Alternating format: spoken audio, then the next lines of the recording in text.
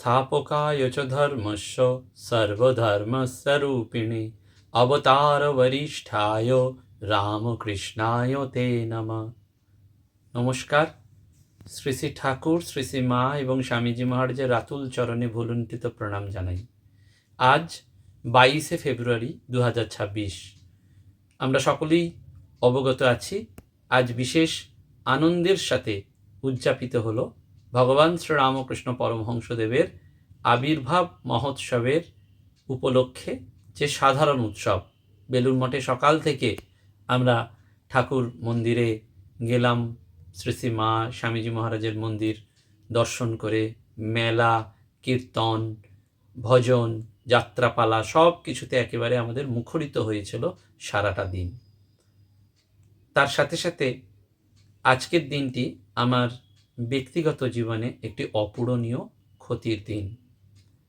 আমার পিতা স্বর্গীয় বৈদ্যনাথ সরকার মহাশয়ের আজ তিরোধান দিবস। সেই তিরোধান দিবসের যে দিন, সেটি ব্যক্তিগতভাবে আমাদের পরিবারের একটি অপূরণীয় ক্ষতির দিন। কারণ 2012 সালের 22শে ফেব্রুয়ারি, খুব ছোট বয়স তখন আমার ছিল, আমি আমার বাবাকে হারিয়েছি। সেই 2013 সাল থেকে আজকের দিনটিতে তাঁর স্মৃতির উদ্দেশ্যে একটি স্মরণ সভা অনুষ্ঠিত হয়। করোনার আগে সেটি অফলাইন মোডে হতো। রামকৃষ্ণ মঠ মিশন, শ্রী সারদা মঠ মিশন এবং বেলগাছিয়া শ্রী সারদা সংঘ থেকে সন্ন্যাসিনী মায়েরা, সন্ন্যাসী মহারাজরা এসে এই স্মারক বক্তৃতা প্রদান করেছেন আমার নিজের গৃহে। আজকে এই তিরোধান দিবসে এবছরে সেই স্মারক বক্তৃতা অনলাইনে হচ্ছে করোনা সময় থেকে। প্রসঙ্গত এই স্মারক বক্তৃতার দিনে আমরা ভগবানের কথাই স্মরণ মনন করি, কারণ আমরা প্রত্যেকেই বিশ্বাস করি যে দেহের মৃত্যু হয়, আত্মার কখনো মৃত্যু হয় না। সনাতন হিন্দু ধর্মে বারবার বলা হয়েছে, শ্রী ভগবান নিজে বলেছেন আত্মা অবিনশ্বর। তাই এই আত্মতৃপ্তিতে পুত্রের একটা ঋণ থাকে। সেই ঋণ কখনো শোধ হওয়ার নয়, কিন্তু সেই ঋণ প্রতি বছর পালন করার, তর্পণ করার দিন। সেই তিরোধান দিবসে সত্যগোপাল সরকার মহাশয়ের অষ্টম গর্ভের সন্তান বৈদ্যনাথ সরকারের এই মৃত্যু দিবসে সেই ঋণ পালনেরই একটি প্রয়াস। এই সূত্র ধরে আপনারা প্রতি বছরের ন্যায় যেমন আমার সঙ্গে থাকেন, আমার পরিবারের সঙ্গে থাকেন, তাদেরকে স্বাগত জানাই।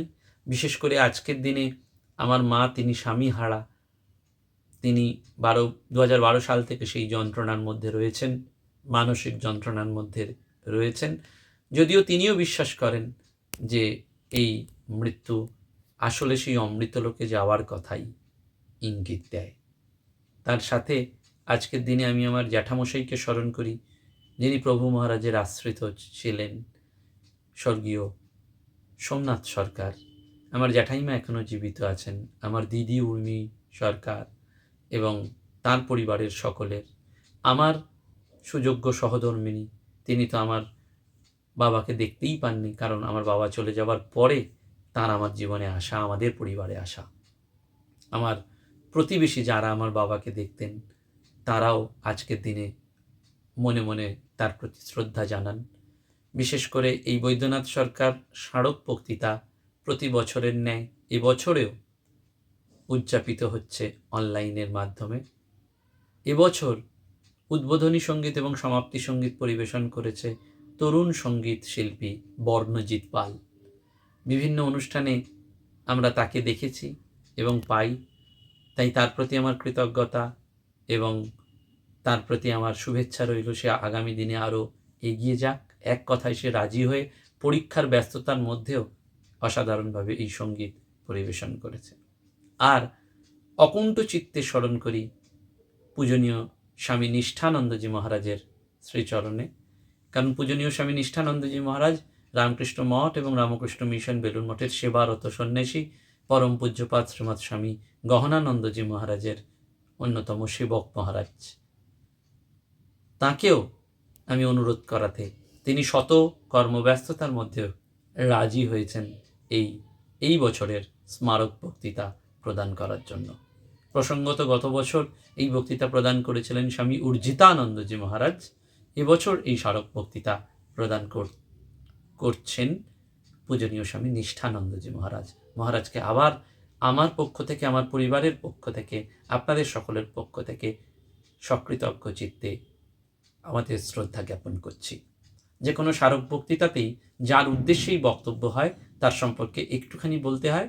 পিতা অর্থাৎ আমার বাবা বৈদ্যনাথ সরকার হাওড়া বিবেকানন্দ ইনস্টিটিউশনের ছাত্র ছিলেন। পরবর্তীকালে তিনি KMD এর ডিভিশনাল ইঞ্জিনিয়ার হিসেবে রিটায়ার্ড করেন। যাদবপুর বিশ্ববিদ্যালয় থেকে সিভিল ইঞ্জিনিয়ারিংয়ে তিনি কৃতিত্বের সাথে পাশ করে কর্মজীবনে বহু আবাসিক প্রকল্পের সাথে যুক্ত ছিলেন। স্বামী বিবেকানন্দের আদর্শকে মানতেন, খুব বলিষ্ঠ ব্যক্তিত্ব সম্পন্ন এবং সকলের সাথে তিনি মিশুকে ছিলেন। সর্বতোভাবে তিনি বটবৃক্ষের মতন আমাদের পরিবারকে আগলে রেখেছেন।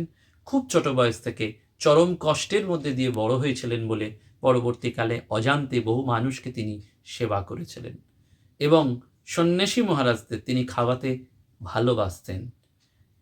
আর সর্বদাই আমাকে তার কথা অনুপ্রেরণা দিত যে বাস্তববাদী হতে হবে, জীবনকে ফেস করতে হবে, হেরে গেলেও ভয় পেও না, এগিয়ে যাও।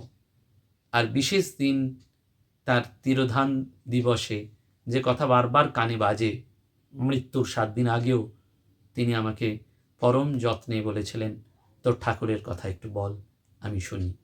সেটি আমার জীবনের সবথেকে বড় স্মৃতি রইল।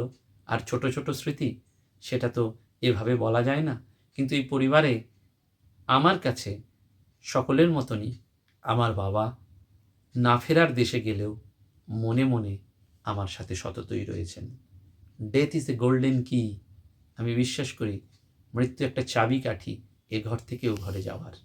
তার পুনর্জন্ম হয়েছে কি হয়নি জানি না, কিন্তু তিনি অমৃত লোকে আছেন এই বিশ্বাস রেখে তিনি যেখানেই থাকুন ভালো থাকুন।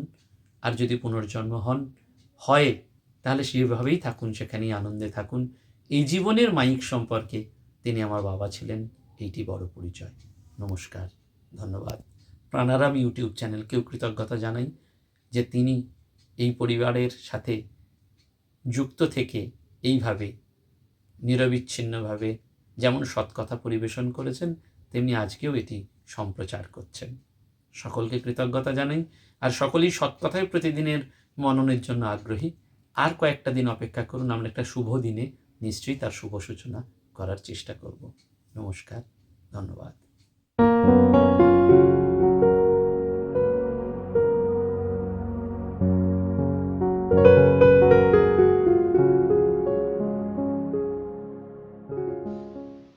নমস্কার। ঠাকুরমা স্বামীজিকে আমার সশ্রদ্ধ প্রণাম।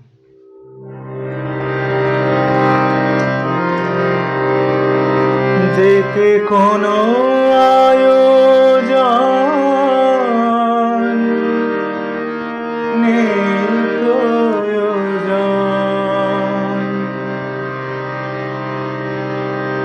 যেতে কোনো আয়োজন নেই প্রয়োজন। ভক্তি রাখিস অন্তরে,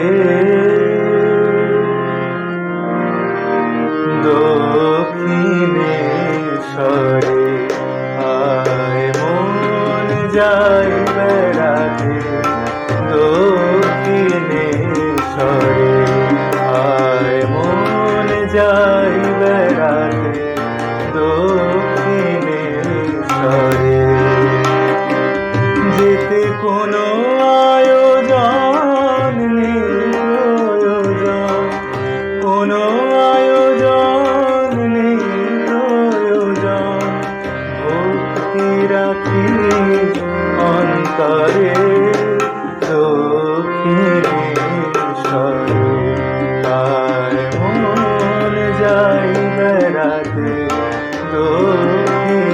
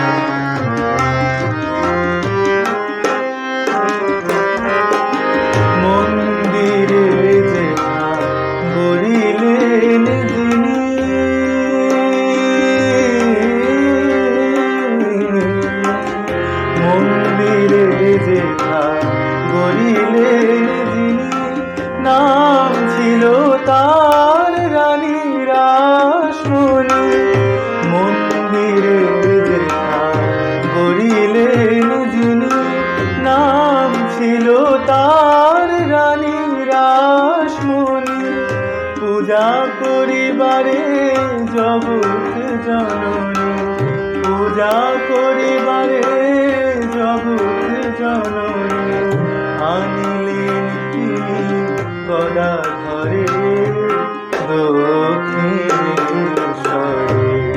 আয় মন যাই বেড়াতে দক্ষিণেশ্বরে।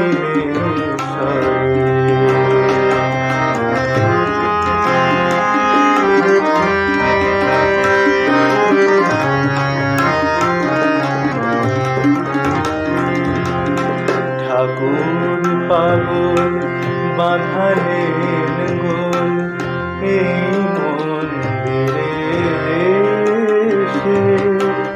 ঠাকুর পাগল বাঁধালেন গোল সেই মন্দিরে এসে। আপনি ভোজন করি সমাপন, আপনি ভোজন করি সমাপন, মাকে খাওয়ালেন শেষে।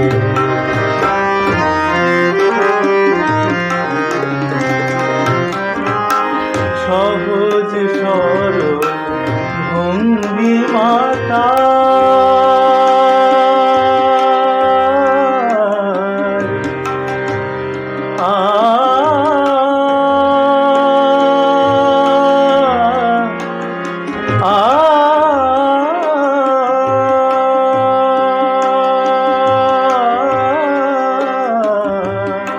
সহজ সরল ভঙ্গি মাতার করেছিল মন জয় সবাকার। মানুষের বেশে আসেন অবতার, মানুষের বেশে আসেন অবতার, জীব প্রেম করিবার তারে দক্ষিণেশ্বরে। আয় মন যাই বেড়াতে দক্ষিণেশ্বরে। যেতে কোনো আয়োজন নেই প্রয়োজন, কোনো আয়োজন নেই প্রয়োজন, ভক্তি রাখি অন্তরে দক্ষিণেশ্বরে। আয় মন যাই বেড়াতে দক্ষিণেশ্বরে। আয় মন যাই বেড়াতে দক্ষিণেশ্বরে। আয় মন যাই বেড়াতে দক্ষিণেশ্বরে।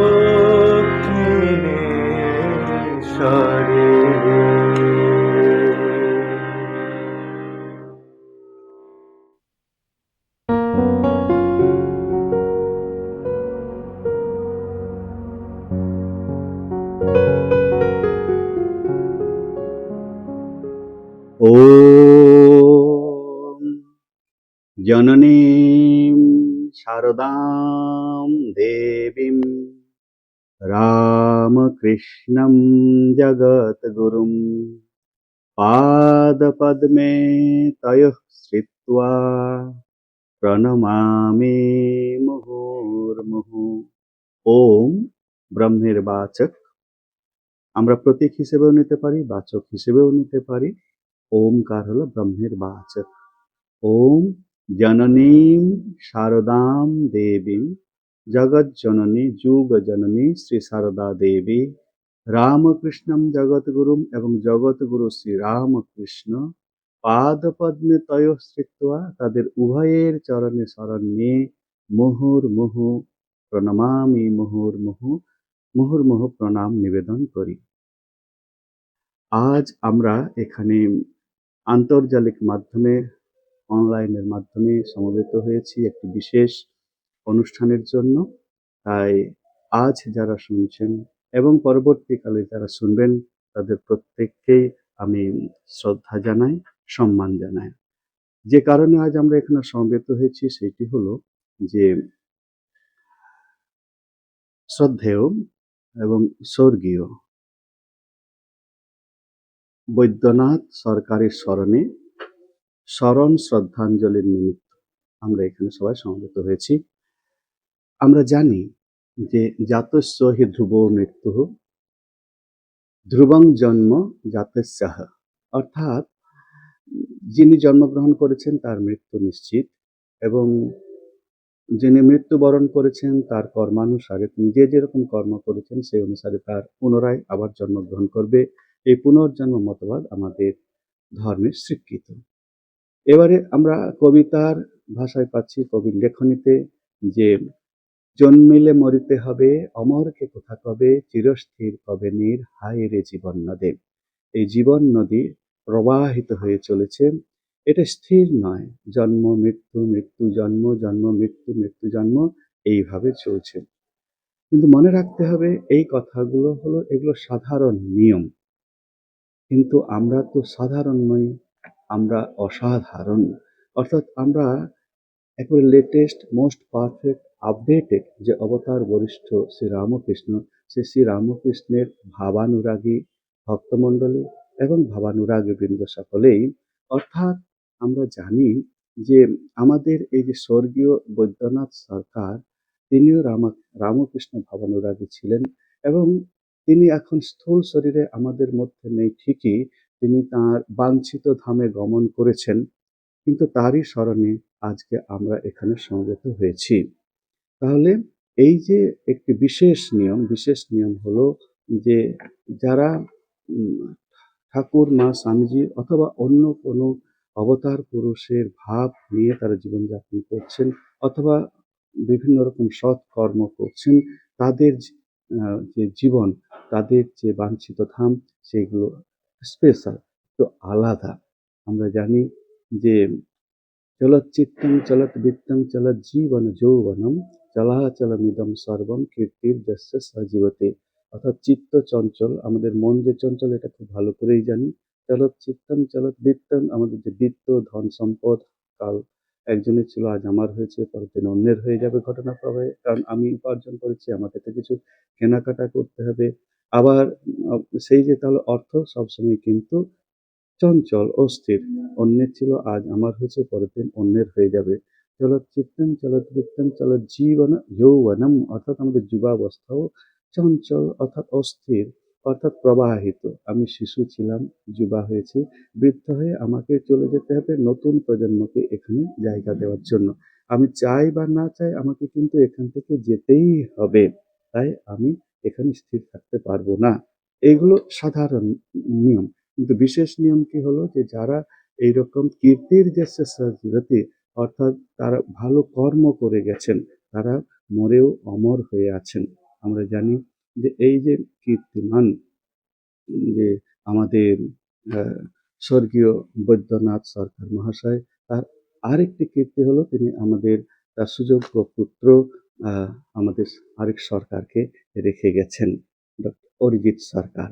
তো তার মাধ্যমে আমরা সৎ কথা প্রসঙ্গ নিত্য শুনি, এবং তার মাধ্যমে আমরা কি করি, আমাদের যে জীবনকে আরো উন্নত করি। তাহলে যাদের জীবন একটি উন্নত জীবন, এবং যারা কোনো উন্নত উচ্চ আদর্শকে নিয়ে চলে, তাদের যে গতি সেটি উচ্চ গতি হয়, এবং তারা সাধারণ নিয়ম থেকে একটু আলাদা। তাই আমরা দেখছি যে যারা এই বিশিষ্টজন, তাদের একটা বিশেষ নিয়ম। এই বৈদ্যনাথ সরকারের মতো বিশিষ্টজনেরা, তারা তাদের জন্য বিশিষ্ট নিয়ম। আমরাও বিশেষ, আমরাও অসাধারণ, কারণ এই কারণে, কারণ আমরা এই যুগের যুগাবতার, অবতার বরিষ্ঠ শ্রী রামকৃষ্ণের ভাবানুরাগী। আমরা জানি যে মা বলছেন যে এরকম করে আহ ঠাকুর তাকে কথা দিয়েছেন, বলেছেন যে তিনি বলেছেন যে আমাকে অন্তিমে এসে দাঁড়াতে হবে, অর্থাৎ শেষ কালে ঠাকুর আসবেনই আসবেন আমাদের নিয়ে যেতে। কোথায় নিয়ে যাবেন? স্বামী শারদানন্দজি মহারাজ একটি চিঠিতে লিখছেন যে ঠাকুর এইবার রামকৃষ্ণ লোক করিয়াছেন, অর্থাৎ রামকৃষ্ণ লোকে আমাদের তিনি নিয়ে যাবেন, কারণ আমরা তার সন্তান সন্ততি। আমরা অতি সৌভাগ্যবান এবং সৌভাগ্যবতী যে আমরা তার ভাবে এসেছি। বলছেন যে যারা এখানে আন্তরিক টানে আসবে, তাদের শেষ জন্ম, অর্থাৎ তাদের আর উম, এখানে জন্ম মৃত্যুর চক্রে আসতে হবে না। এবারে সেই রামকৃষ্ণ লোকে ঠাকুরের কাছে আমরা সকলে থাকব। এরপর যখন সময় হবে, অর্থাৎ কল্পান্তে, প্রলয়কালে তখন কি হবে, সবাই আমরা ব্রহ্মে লীন হয়ে যাব। এরকম করে সুন্দর একটি আমাদের উচ্চগতির যে বর্ণনা, সেটা আমি স্বামী শারদানন্দজি মহারাজের লেখনীতে আমরা পাই। আমরা আজকে এই যে ঘটনাটি, এই যে লেখাটি, এটি আজকে এখানে আলোচনা করবার সৌভাগ্য অর্জন করলাম। তাহলে কি দাঁড়ালো যে আমাদের অন্তকালে ঠাকুর আসবেন এবং তিনি রামকৃষ্ণ লোকে নিয়ে যাবেন এবং সেখানে তারপর ঠাকুরের দায়িত্ব, তিনি আমাদেরকে মুক্ত করবেন। তা এইভাবে আমরা দেখছি যে আমাদের তিনি আসবেন এবং নিয়ে যাবেন। এবারে আহ একটি প্রাচীন সাধুদের প্রসঙ্গে আসি। যে প্রাচীন সাধুরা বলেন যে দেখো বাবা, মরতে জানলি হয়, অর্থাৎ মরাটাও জানতে হয়। মরাটা জানা মানে কিরকম না, ওই যে অন্তকালে চমামেব স্মরণ মুক্তা কলেবরম ইহ প্রয়াতি সমদ্ভাবন ইয়াতি নাস্তিত্ব সংশয়। অর্থাৎ অন্তকালে, অন্তিমকালে মাম এব স্মরণ, ভগবান শ্রীকৃষ্ণ সর্বশাস্ত্রময় গীতায় এই কথা বলছেন যে আমাকে স্মরণ করতে করতে তার এই কলেবর অর্থাৎ দেহ ত্যাগ করবে, স্থূল শরীর ত্যাগ করবে, যা প্রয়াতি সমদ্ভাবম, আমার ভাব নিতে নিতে, তাহলে তার কি হবে, নাস্তি অত্র সংশয়, তার কোনো সংশয় নেই, সে আমাকেই প্রাপ্ত হবে। আমি একটু পরে কয়েকটি ঘটনার উল্লেখ করব। যে প্রাচীন সাধু, তার নাম তিনি বাবা মহারাজ সবাই বলতেন, সবাইকে তিনি বলতেন ভালো আছে বাবা, ভালো আছে বাবা। তাই একসময় তার নাম হয়ে গেল বাবা মহারাজ। এবারে বাবা মহারাজের অন্তিম সময় এসে গেছে। তিনি দেখা যাচ্ছে যে নাভির শ্বাস উঠেছে। আমরা সবাই তার ঘরে গেছি এবং দেখছি যে তিনি ওই অহম ব্রহ্মাস্মি, অহম ব্রহ্মাস্মি, অহম ব্রহ্মাস্মি এইরকম করে অনবরত নিরবচ্ছিন্নভাবে উচ্চারণ করে যাচ্ছেন। আমরা জিজ্ঞাসা করছি, ডাক্তার জিজ্ঞাসা করছেন যে এরকম মহারাজ আপনার কষ্ট হচ্ছে, মহারাজ আমার কষ্ট হচ্ছে, আপনার কষ্ট হচ্ছে।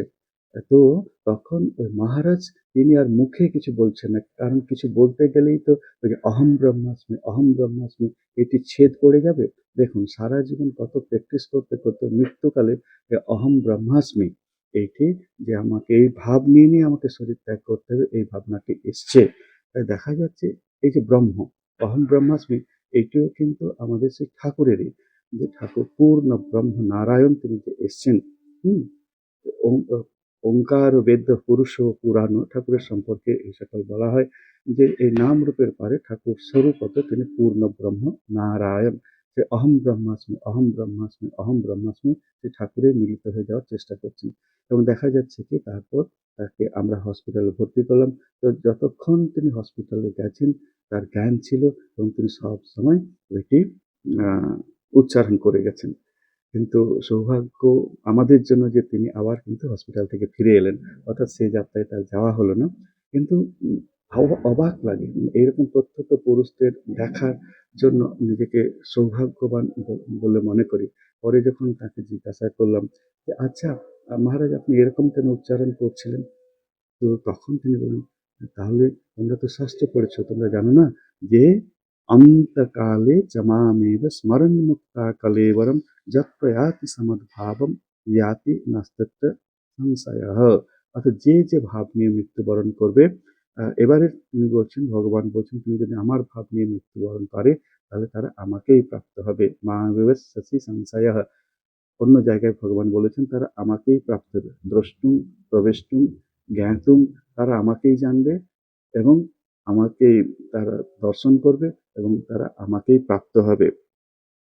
কিরকম ভাবে গীতার ২য় অধ্যায়ে সেটি পাওয়া যাচ্ছে যে বিহায় কামাঞ্জ সর্বান পুমাংশ্চরত নির্মমঃ নির্মম নিরহংকার স শান্তিম অধিগচ্ছতি। আমরা শান্তি কে না চাই, প্রত্যেকেই শান্তি চায়, আর এই শান্তি হলো পরম শান্তি।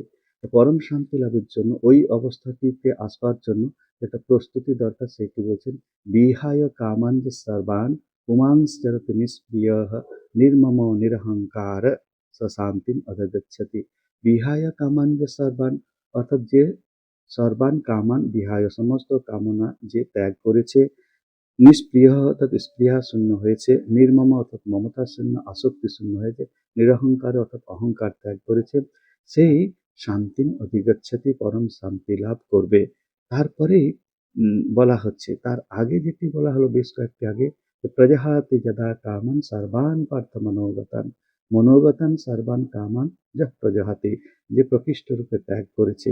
প্রজহাতি যদা কামান সর্বান পার্থ মনোগতান আত্মন্যেবাত্মনাতুষ্ট স্থিতপ্রজ্ঞস্তদুচ্যতে, যিনি আত্মাতে পরমাত্মাতে নিষ্ঠ, তিনি স্থিতপ্রজ্ঞ হন। সেই স্থিতপ্রজ্ঞ কি হয় না, এষা ব্রহ্মস্থিতি পার্থ, সেই যে যিনি সাধক বা যিনি ভক্ত, তিনি ব্রাহ্মী স্থিতি লাভ করেন। নৈনং প্রাপ্য বিমুহ্যতে, তিনি বিমুহ্য অর্থাৎ মুহ্যমান হন না, তিনি শোক প্রকাশ করেন না।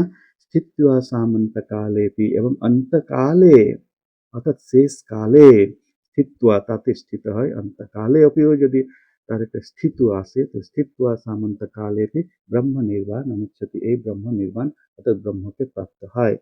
সেই ব্রহ্ম, ঠাকুর তো পূর্ণ ব্রহ্মই, অর্থাৎ ঠাকুরকে ধরে ধরে আমরা তাহলে সেই ব্রহ্মলোকে যেতে পারবো।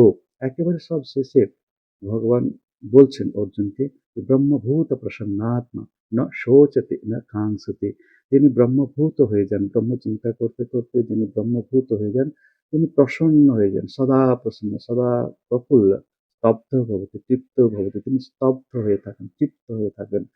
তাহলে প্রসন্ন আত্মা তিনি হয়ে যান। ব্রহ্মভূত প্রসন্নাত্মা ন শোচতে না কাঙ্ক্ষতে, তিনি কোনো কিছুতেই শোক করেন না, তিনি কোনো কিছুতে আকাঙ্ক্ষা করেন না। এই যে ব্রহ্মটির কথা হচ্ছে, ভগবান চতুর্দশ অধ্যায়ের একেবারে শেষে এসে বলছেন, ব্রহ্মণো হি প্রতিষ্ঠাহম অমৃতস্য অব্যয়স্য চ শাশ্বতস্য চ ধর্মস্য সুখ সৈকান্তিকস্য চ, সুখ এবং শান্তিরও সে প্রতিষ্ঠা, ব্রহ্মারও প্রতিষ্ঠা আমি, ভগবান এ কথা বলছেন। তাহলে ব্রহ্মণো হি প্রতিষ্ঠাহম, ব্রহ্মের যে প্রতিষ্ঠা, যেটা যার উপর ভিত্তি করে আমরা ধ্যান ধারণা করি, সেইটিরও তিনি ব্রহ্মণেরও তিনি প্রতিষ্ঠা, এবং সুখ সৈকান্তিকা, এবং ঐকান্তিক সুখ, পারমার্থিক সুখেরও তিনি আশ্রয়। তাহলে আমরা শান্তি এবং সুখ, সুখ এবং শান্তি আমরা কে না চাই? আমরা সারাদিন ধরে উদয় থেকে অস্ত পর্যন্ত, উদয়াস্ত যে পরিশ্রম করি, দিনের শেষে সুখ এবং শান্তি পাওয়ার জন্য, সেরকম জীবন সায়ান্নে এসেও যাতে আমরা পরম সুখ ও পরম শান্তি লাভ করি, তার জন্য আমাদের নিরবচ্ছিন্নভাবে আমাদের যে গীতায় যা বলে গেছে সেগুলো আমাদের পালন করে যেতে হবে। আর সেইটি বলতে গিয়ে বলা হচ্ছে যে গীতার যে পঞ্চদশ অধ্যায়, সেই পঞ্চদশ অধ্যায় পুরুষোত্তম যোগ, সেইটি হলো যে ভগবান বলছেন যে যে শাস্ত্র তোমাকে আমি বলতে যাচ্ছি, সেই শাস্ত্র এখানে তোমাকে বলা হয়ে গেল। তিনি বিষাদ যোগে অর্জুন বিষাদ যোগে অর্জুনের বিষণ্ণতার কথা এখানে এসেছে, ভগবানের সাথে নানা তিনি যুক্তি প্রতিযুক্তি এর কথা এসেছে। যুক্তি রেখেছে অর্জুন, বিভিন্ন কুড়িখানা যুক্তি করে, ব্যবহারিক সত্য সেগুলো, সেই সকল যুক্তি উপস্থাপিত করেছে।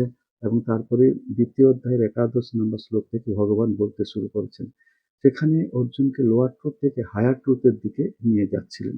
আমরা দেখি যে অর্জুনের যে বিষণ্ণতা, এই বিষণ্ণতা কাটানোর জন্য ভগবান সেখানে কি করলেন, 4টে যোগের কথা বললেন, রাজযোগ, ভক্তিযোগ, জ্ঞানযোগ, তাই না? যে ভক্তিযোগের কথা আমরা জানি দ্বাদশ অধ্যায়, কর্মযোগের কথা জানি আবার তৃতীয় অধ্যায়, এবং চতুর্থ অধ্যায় হলো যে জ্ঞানযোগ। তাহলে রাজযোগ, ভক্তিযোগ, জ্ঞানযোগ এরকম করলেন। তারপর তিনি 3টে তত্ত্বের কথা বললেন, সেই হলো দ্বৈত, বিশিষ্টাদ্বৈত এবং অদ্বৈত। 3 তত্ত্বের কথা তিনি বললেন। আবার 3 গুণের কথা বললেন, সত্য, রজ, তম, সেই জন্য গুণত্রয় বিভাগ যোগের কথাটিও এলো। এরকম করতে করতে দেখবো যে আমরা এই পঞ্চদশ অধ্যায়তে অক্ষর ব্রহ্ম যোগ, পঞ্চদশ অধ্যায়তে পুরুষোত্তম যোগ, সেইটি তিনি বলবেন। তারপর ষোড়শ অধ্যায় যেটি, সেটি অ্যাপেন্ডিক্স, অর্থাৎ তিনি যে দ্বাদশ অধ্যায়, সেই দ্বাদশ অধ্যায়ে ভক্তির লক্ষণ, এখানে 40টা লক্ষণের কথা বলেছেন। এবং তারপরে দেখব যে চতুর্দশ অধ্যায়, সেই চতুর্দশ অধ্যায়তেও তিনি জ্ঞানের সাধন, সেখানে জ্ঞানের লক্ষণের কথা 20টা বলেছেন। তারপরেও আমরা এসে দেখব যে চতুর্দশ অধ্যায়ে সেখানেও বলেছেন যে ত্রিগুণাতীতের লক্ষণ কিগুলো হবে, অমানিত্যম, অদম্বিত্যম, আর প্রকাশঞ্চ, প্রবৃত্তিঞ্চ, এগুলো বলছেন। পরে এসে ষোড়শ অধ্যায় অর্থাৎ দৈবাসুর সম্পদ বিভাগ যোগ, সেখানে এসে তিনি 26 খানা গুণের কথা আবার বললেন। তো এই যে আগে বলা হয়ে গেছে তারপরে আবার ষোড়শ অধ্যায়ে বলছেন, অর্থাৎ সেটি অ্যাপেন্ডিক্স একটি। তারপর সপ্তদশ অধ্যায়ে শ্রদ্ধাত্রয় বিভাগযোগে ৩ গুণের কথা, ৩ গুণ ভেদে শ্রদ্ধা ৩ রকম, বুদ্ধি ৩ রকম, জ্ঞান ৩ রকম, এই কথাগুলো তিনি বলবেন। দান ৩ রকম, এই কথাগুলো তিনি বলবেন। তপস্যা ৩ রকম, এই কথাগুলো বলবেন। তারপর একেবারে অষ্টাদশ অধ্যায়তে এসে দেখা যাবে কি না, ভগবান সেখানে তার কনক্লুশন দিচ্ছেন, অর্থাৎ উপসংহারে আসছেন। তাহলে দেখা গেল দ্বিতীয় অধ্যায় হলো সেটি তার ইন্ট্রোডাকশন, অর্থাৎ উপক্রমণিকা, এবং সারা গীতা তিনি যে বিস্তার করছেন এসে উপসংহারে আসছেন, সেটি অষ্টাদশ অধ্যায় কনক্লুশন। সেই বিষণ্ণতা থেকে প্রসন্নতায় উত্তরণ করছেন অর্জুনকে। এতগুলো অধ্যায় ধরে ধরে ভগবানকে বলতে হলো বিষণ্ণতা থেকে প্রসন্নতায় উত্তরণ। ঠিক সেই রকম ভাবে আজকের এই যে স্মরণ সভা, এই স্মরণ সভাটা তিনি স্থূলদেহ ত্যাগ করে গেছেন, মানে এটি শোক সভা নয়। এই স্মরণ সভার মাধ্যমে আমরা তাকে স্মরণ শ্রদ্ধাঞ্জলি জানাচ্ছি, এবং তাতে আমরা এই স্মরণ সভার মাধ্যমে একটি প্রসন্নতা অর্জন করছি। এই কারণে যে তিনি জীবন মুক্ত, কারণ এই জীবনে যতদিন তিনি ছিলেন জগতের জন্য তিনি কাজ করে গেছেন। এরপরে তিনি জীবন মুক্ত পুরুষ হয়ে তিনি তার বাঞ্ছিত ধামে গমন করেছেন। আমরা জানি যে আজও কিরকম ভাবে বহু মানুষ, সাধারণ মানুষ, এমনকি মহারাজেরা পর্যন্ত তারা কিরকম ভাবে সেই বাঞ্ছিত ধামে গমন করছেন। যেমন বলি যে চতুর্দশ প্রেসিডেন্ট মহারাজ, 14th প্রেসিডেন্ট শ্রীমৎ স্বামী গহনানন্দজি মহারাজ বেলুমঠে মিটিং শেষের পর তিনি হসপিটাল সেবা প্রতিষ্ঠান হয়ে ফিরছেন। তো হসপিটাল কেন যাচ্ছেন বুঝতে পারছিলাম না। মহারাজ তো ঠিকই আছেন, কিন্তু দেখা গেল যে সেই হসপিটালে তিনি এক ভক্তের কাছে গিয়ে উপস্থিত হলেন। সেই ভক্তিমতী মহিলা, তিনি সেখানে শায়িত অবস্থায় রয়েছেন, তার বেডেতে রয়েছেন, ডেথ বেডই বলতে পারি, কিন্তু তখনও জানতাম না যে তার পরের দিনই তার মৃত্যু হবে। কিন্তু মহারাজ তার সামনে উপস্থিত হলেন, গুরুদেব তার সামনে উপস্থিত, গুরু নিজে গিয়ে তাকে দর্শন দিচ্ছেন এবং তাকে জিজ্ঞাসা করছেন, তোমার মন্ত্রটি মনে আছে তো? তিনি সেই ভক্তিমতী মহিলা ঘাড় নেড়ে উত্তর দিলেন যে হ্যাঁ। তারপর মহারাজ একটু সেখানে দাঁড়িয়ে জপ করলেন, তারপর ওখান থেকে চলে এলেন। পরের দিনে আমরা সেই সংবাদ পেলাম যে তিনি এই জগৎ থেকে চলে গেলেন। আমরা বাবা মহারাজের কথাটি বললাম যে কিরকম তার যখন অন্তিম কাল এসে গেছে এরকম ভেবেছিলেন, তখন তিনি কি করলেন না, অহম ব্রহ্মাস্মি অহম ব্রহ্মাস্মি এই কথা উচ্চারণ করতে থাকলেন। আরেকজন মহারাজের কথা বলে স্বামী মুমুক্ষানন্দজি মহারাজ, তিনি নিয়মিত এই সন্ধ্যারতির সময় প্রেসিডেন্ট মহারাজের কোয়ার্টারে গিয়ে সেখানে চা খেতেন। অন্যান্যরা সেখানে আসতেন, উনিও যেতেন, ওই চা চক্রে সকলে নানা আলোচনা করতেন এবং সেখানে যেতেন, নিয়মিত যেতেন। কিন্তু যেদিন তার অন্তিম দিন এসেছে, তিনি নিচে নামলেন এবং নেমে আমাকে বললেন যে দেখো, তিনি 3 তলায় থাকতেন, আমি নিচে 1 তলায় আছি। আমাকে বললেন যে দেখো, তুমি ওখানে খবর দিয়ে দাও প্রেসিডেন্ট মহারাজ কোয়ার্টারে যে আজকে আমি আর আসবো না, আমি আজকে আর আসতে পারছি না, আমি যে আসতে পারছি না সেই খবরটি ওদের দিয়ে দিও। বললাম ঠিক আছে মহারাজ। তারপর তিনি সেবককে নিয়ে ঘরে চলে গেলেন। ঘরে গিয়ে সেবককে বললেন যে দেখো, আমি একটু হাত মুখ সব ধুয়ে নিয়ে বিছানায় শুয়ে শুয়ে জপ করবো। ঠিক আছে। তারপর হাত মুখ ধুয়ে বিছানায় তাকে শুইয়ে দেওয়া হয়েছে। তারপর বললেন যে তুমি আমার জপের বাক্সটি, জপের মালাটি এ পাশে রেখে দাও, ঠাকুরমা স্বামীজির ছবি সামনে রেখে দাও। আর তুমি তোমার তো টিফিন খাওয়া হয়নি, তাহলে তুমি টিফিন খেতে চলে যাবে। ফিরে এসে দেখবে যে আমার শ্বাস পেয়েছে কিনা। তো তুমি কি করে বুঝবে? তোমার আঙুলটি আমার নাকের কাছে নিয়ে যাবে, নিয়ে গিয়ে দেখবে যে শ্বাস পড়ছে কিনা। তুমি ডাকাডাকি করবে, তুমি দেখবে যে আমি সাড়া দিচ্ছি কিনা। যদি না হয় তাহলে দুটো কাজ আছে, নিচে গিয়ে যে মহারাজ রয়েছেন, ইনচার্জ মহারাজ স্বামী নিষ্ঠানন্দজিকে তুমি খবর দেবে, তিনি ডাক্তার ডাকবেন, ডাক্তার এলে ডেথ সার্টিফিকেট রাখবেন। তারপরে এই বডির নিচে একটা রাখার জায়গা আছে, একটি ঘর, সেখানে রাখা হবে। তারপর ওদিকে ঠাকুরের রাত্রিবেলার অন্ন ভোগ সব হয়ে যাবে। তারপর সেখানে বডিটি খাটে করে নিয়ে গিয়ে মন্দিরে মন্দিরে ঠাকুরমা স্বামীজিকে প্রণাম করাবেন। মায়ের মন্দিরে, মায়ের ঘাটে ওখানে স্নান হবে। তারপর তারা চিতায় তুলে দেবে এবং যখন তুলে দেবে তখন তো আমাদের তো অত চন্দন কাঠ নেই, তো ওই এক টুকরো ঘিয়ে ডুবিয়ে চন্দন কাঠ দেওয়া হয়, তা নাহলে আম কাঠ দিয়ে দেওয়া হয়। এই যে ডিটেলস তিনি বলে গেলেন তার সেবককে, মানে তিনি বুঝতে পারছেন যে আমি এই কিছুক্ষণ পরেই তার স্থূল দেহ ত্যাগ করছি। তাই সেই স্থূল দেহ ত্যাগ কালে তিনি ওই যে অন্তকালে চ মামেব স্মরণ মুক্তা কলেবরম যপ্রয়াতি সমদ্ভাবম ইয়াতি নাস্তত্র সংশয়ঃ। অর্থাৎ মৃত্যুকালে এই যে ভগবানের স্মরণ নিতে নিতে এই স্থূল দেহ ত্যাগ করে ওই বাঞ্ছিত ধামে বাঞ্ছিত লোকে যাত্রা এই ইদানিং কালেও ঘটছে। এইটি বলবার জন্য আজকের এই ঘটনাটি বলা, যে কেবল পুরাণ কালে ঘটেছে তা নয়, এই আধুনিক কালেও এই আজকের দিনেও এই সকল ঘটছে। আমরা আরো একজন মহারাজের কথা জানি, যিনি বললেন যে আমার জপের মালাটি দাও, এবং ঠাকুরমা স্বামীজির ছবি কাছে দাও। তারপর ঠাকুরমা স্বামীজির ছবি দেখতে দেখতে মালা জপ করতে করতে শরীর ত্যাগ করছেন। আমরা জানি সেবা প্রতিষ্ঠানের হসপিটাল বেডেতে তিনি জানতে পেরেছেন যে তার শরীর চলে যাবে। তিনি পাশের যে বেড রয়েছে তাদেরকে বলে যাচ্ছেন, দেখো কালকে আমি আর থাকবো না, মা এসেছিলেন, আমার যাওয়ার সময় হয়ে গেছে। দেখা যাচ্ছে কি তার পরের দিনে তিনি ফিরে যাচ্ছেন। এ তো গেল ইদানিংকালের ঘটনা। রামকৃষ্ণ বিবেকানন্দ বেদান্ত সাহিত্যে আমরা এর কত ভুরি ভুরি উদাহরণ পাচ্ছি, তাই না? সাধারণ, অতি সাধারণ রসিক মেথর তার অন্তিম কালে সেই তুলসী মঞ্চ যেখানে রয়েছে সেখানে তাকে নিয়ে যাওয়া হয়েছে, বলছেন যে আসন পেতে দাও, আসন পেতে দাও, ঠাকুর এসেছেন, ঠাকুর এসেছেন, তাই না? এরকম করে আমরা কত ঘটনা জানি, সাধারণ, অসাধারণ, বিশিষ্ট ব্যক্তি এবং যারা বিশিষ্ট ব্যক্তি নয়। কিন্তু আমরা এই কথাটিতে আসবো যে আমরা ঠাকুরের আশ্রয়ে যারা এসছি তারা সকলেই অসাধারণ, তারা সকলেই বিশিষ্ট ব্যক্তি। কারণ আমরা সেই অবতার পুরুষ যিনি লেটেস্ট, মোস্ট পারফেক্ট এবং আপডেটেড, একেবারে অবতার বরিষ্ঠ যে ঠাকুর, তার মা এবং স্বামীজি, তার ভাব আশ্রয়ে আমরা এসছি। তাহলে দেখা যাচ্ছে যে আমরা উম যে চলচ্চিত্রম চলৎকৃত্যম চলজ্জীবন যৌবনম চলাচলমিদম সর্বম কীর্তির্যস্য সজীবতি। তাহলে যারা কীর্তিমান, যারা কীর্তি, তারা কিন্তু এই বাঞ্ছিত লোকে তারা যান এবং আমাদের জন্য তারা তাদের কীর্তি রেখে যান এবং তারা মরেও অমর হয়ে থাকেন। আমরা আলোচনা করছিলাম যে জাতস্য হি ধ্রুব মৃত্যু ধ্রুবম জন্ম মৃতস্য চ। অর্থাৎ যিনি জন্মেছেন তার মৃত্যু হবে, এবং যিনি মৃত্যুগ্রহণ করেছেন তার কর্মানুসারে আবার জন্ম হবে। জন্মিলে মরিতে হবে, অমরকে কোথা কবে, চিরস্থির কবে নিয়ে হায় রে জীবন নবে। এইগুলো সাধারণ। এবারে অসাধারণ ব্যাপারগুলো হলো যারা আমরা বিশিষ্ট ব্যক্তিরা, কারণ আমরা অবতার পুরুষের ভাব আশ্রয়ে জীবনযাপন করছি।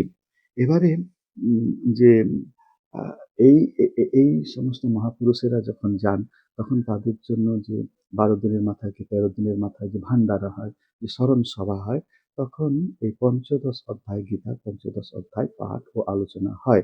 এমনকি যখন প্রসাদ পাওয়ার সময় হয় তখন ব্রহ্মার্পণম ব্রহ্ম হবে, ব্রহ্মাগ্নো ব্রহ্মণাহুতম ব্রহ্মৈব তেন গন্তব্যম ব্রহ্ম কর্ম সমাধিনা। গীতার এই শ্লোকটি তো হয়, কিন্তু এই পঞ্চদশ অধ্যায় পুরোটি সকলে একেবারে উচ্চারণ করেন। তো সেইটি হলো আমরাও আজকে উচ্চারণ করব। এবং এই পঞ্চদশ অধ্যায় কি আছে, পঞ্চদশ অধ্যায়ে কি জন্য এইটি পাঠ করা হয়, তো ভগবান এইটি এসে বলছেন যে ইতি গুহ্যতমম শাস্ত্রম ইদমুক্তং মায়ানঘ এতদ বুদ্ধ বুদ্ধিমান স্যাৎ কৃতকৃত্যশ্চ ভারত। যে ইতি গুহ্যতমম শাস্ত্রম, এই গুহ্যতম শাস্ত্র, গুহ্য শাস্ত্র বললেন না, গুহ্যতর শাস্ত্র বললেন না, গুহ্যতম, একবার সুপারলেটিভ ডিগ্রি। এখানে যে মোস্ট সিক্রেট কথাটি তোমাকে বলা হলো, আমরা একটু পাঠ করব। তো শেষ শ্লোকটি আমি এখানে আগে বলে নিচ্ছি, যে ভগবান বলছেন অতি গুহ্যতম শাস্ত্র যেটি তোমাকে আমার বলবার সেটি আমি তোমাকে বললাম। সেই কি বললাম সেগুলো আমরা আসছি। তো কেন গুহ্যতম বলা হচ্ছে, এবং বলছেন যে এতদ বুদ্ধা বুদ্ধিমান সাথে, এবং এটিকে জেনে যারা নেবে তারাই বুদ্ধিমান। আমরা তো কেউ বোকা হতে চাই না, কেন বোকা হব? মনুষ্য জীবনের উদ্দেশ্য যে ভগবান লাভ, হচ্ছে কৃতকৃত্যস্য। কৃত্য অর্থাৎ কর্তব্য, তোমার কি কর্তব্য সেটা কৃত হয়ে যাবে, করা হয়ে যাবে যদি তুমি এই পুরুষোত্তমকে জানো। পুরুষ উত্তম, পুরুষোত্তম। এইখানে পুরুষ, পুরুষ মানে পুরে শয়নাথ ইতি পুরুষঃ, অর্থাৎ সর্বভূত অন্তর জামি রূপে যেটি রয়েছে সেই চৈতন্য সত্তাটি পরমাত্মা। সেই পরমাত্মে তুদাহৃত ওইটি 17 নম্বর শ্লোকে, পঞ্চদশ অধ্যায়ের 17 নম্বর শ্লোকে ভগবান ক্লিয়ার করে বলে দেবেন যে পরমাত্মাই পুরুষোত্তম, মানে উত্তম পুরুষ, পুরুষোত্তম। আমরা ওই প্রথম পুরুষ, মধ্যম পুরুষ, উত্তম পুরুষ সেই পুরুষের কথা এখানে বলছি না, অথবা পুরুষ ও মহিলা সেই পুরুষের কথাও এখানে বলছি না। এখানে পুরুষোত্তম মানে পুরে, হৃদয় পুরে যিনি শুয়ে আছেন তাঁর কথা বলা হচ্ছে। তিনি কেবল আমার না, অন্যের না, সমস্ত পশু পাখি জীব জন্তু চরাচর সমস্ত কিছুর মধ্যেই তিনি রয়েছেন। তিনি রয়েছেন বলে আমরা এই দু চোখ মেলে ভুবন ভরা জগৎটিকে দেখছি, আমরা কান দিয়ে শুনছি, নাক দিয়ে সুরভি গন্ধ নিচ্ছি, হাত দিয়ে আমরা স্পর্শ করে সে স্পর্শ নিচ্ছি। তো এই যে এই ভুবন ভরা, রঙিন ভুবন ভরা জগৎটাকে আমরা দেখতে পাচ্ছি, আমরা পা দিয়ে চলছি, মুখ দিয়ে যে কথা বলছি, সমস্ত কিছু মিলে সেই পরমাত্মা তুদাহৃত পুরুষোত্তম, উত্তম পুরুষ, পুরুষোত্তম। তাহলে এই পুরুষ, উত্তম পুরুষ, তার আগে ভগবান বলছেন যে খর পুরুষ এবং অক্ষর পুরুষ। অর্থাৎ খর পুরুষ হলো কে না এই দেহটি, জীব জগৎকে, আর অক্ষর পুরুষকে না জীবাত্মা, আর পুরুষ উত্তম, উত্তম পুরুষকে না পরমাত্মা। অর্থাৎ পঞ্চদশ অধ্যায় একেবারে সংক্ষেপে যদি আমরা আয়ত্তে আনতে চাই তাহলে দাঁড়ালো যে খর, অক্ষর এবং উত্তম। তাহলে খর পুরুষ হলো এই দেহটি, অক্ষর পুরুষ হলো দেহি অর্থাৎ জীবাত্মা, আর উত্তম পুরুষ হলো যে পরমাত্মা। আবারও বলি যে খর পুরুষ, অক্ষর পুরুষ আর উত্তম পুরুষ। খর পুরুষ হলো দেহ অর্থাৎ জীব, আর অক্ষর পুরুষ হলো যে জীবাত্মা, এই জগৎ জীবাত্মা, আর যেটি উত্তম পুরুষ হলো সেটি পরমাত্মা। অতি সংক্ষেপে একেবারে পঞ্চদশ অধ্যায়টি আজকে আমরা জেনে নিলাম। এরপরে দেখবো যে ভগবান কি সুন্দরভাবে ব্যাখ্যা করছেন যে জগৎটি কি, জগতের বর্ণনা দিচ্ছেন। হ্যাঁ, দেহি সে কিরকম ভাবে জগৎকে অতিক্রম করে যাবে। ভগবান এখানে বলছেন যে খর পুরুষ থেকে আমি উত্তম, আবার অক্ষর পুরুষ থেকেও আমি উত্তম, সে উত্তম পুরুষ। তাহলে খর পুরুষ কি, অক্ষর পুরুষ কি, সেটি ভগবান এখানে বলছেন। খর পুরুষ বলতে গিয়ে বলছেন ऊर्ध्वमूलमधः शाखम् अश्वत्थं प्राहुरव्ययम् छन्दांसि यस्य पर्णानि यस्तं वेद स वेदवेत् अधश्च ऊर्ध्वं प्रसितास्तस्य शाखा गुणप्रविद्धा विषयप्रवालः अधश्च मूलानि अनुसन्ततानि कर्मानुबन्धीनि मनुष्यलोके न रूपमस्येह तथोपलभ्यते नान्तो न चाद्ये न च सम्प्रतिष्ठा अश्वत्थमेनं सुविरूढमूलम् असङ्गशस्त्रेण दृढेन छित्त्वा। প্রথম, দ্বিতীয়, তৃতীয় এই তিনটে শ্লোকের মাধ্যমে ভগবান এই জগৎ, জীব জগতের বর্ণনা করছেন। একটি রূপকের আশ্রয় নিয়েছেন, অশ্বত্থমেনম সুবিরূঢ়মূলম। অশ্বত্থ বৃক্ষের একটি রূপক, একটি উদাহরণ নিচ্ছেন। এই যে অশ্বত্থ সর্ববৃক্ষানাম, আমরা বিভূতি যোগেও শুনেছি, যজ্ঞানাম জপযজ্ঞস্মি সেই কথাটাও শুনেছি। তো এই যে অশ্বত্থ বৃক্ষ, এই অশ্বত্থ বৃক্ষের প্রতি ভগবানের যেন একটা প্রীতি আছে। সেই অশ্বত্থ বৃক্ষের উদাহরণটি আবার তিনি এখানে নিয়ে আসছেন। তিনি বলছেন যে অশ্বত্থ বৃক্ষ তার কি হয় না, আহ, একটা বৃক্ষ, এই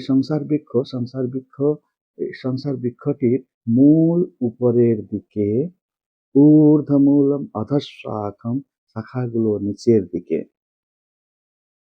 ঊর্ধ্বমূলম অধঃশাখম অশ্বত্থং প্রাহুরবয়ম। ওই অশ্বত্থ গাছটিকে উল্টে ধরেছেন, যে অশ্বত্থ গাছটিকে উল্টে ধরলে মূলগুলো উপরের দিকে, শাখা প্রশাখাগুলো নিচের দিকে।